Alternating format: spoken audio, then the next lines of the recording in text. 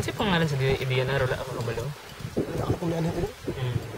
Nana ako number sa management, sir. Kasi gusto kong tawag sa ating DNR. Yung mga na nag-contact sa mo. Sige, yun na lang. Okay, gatawag ko sa SPS. Save the Philippine Seas. Kani kay national ko ani. Kani national na club. Yung pila to ganina. Ito kamot ni mo bitaw kita bunan. Tanggal lang ng mga umang.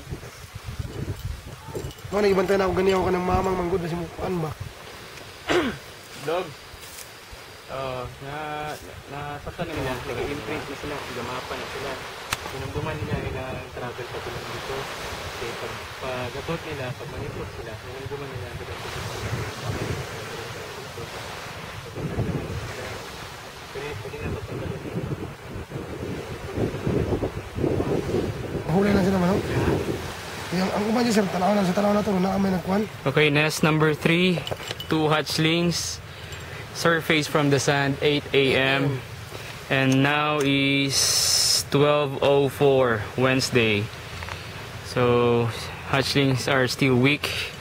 And nest site, surroundings,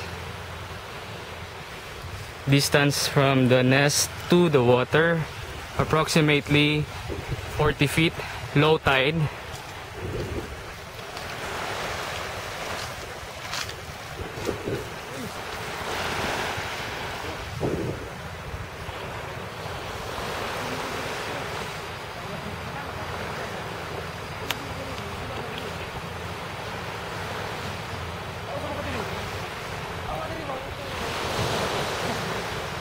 And possible barriers for the hatchlings to reach the waters.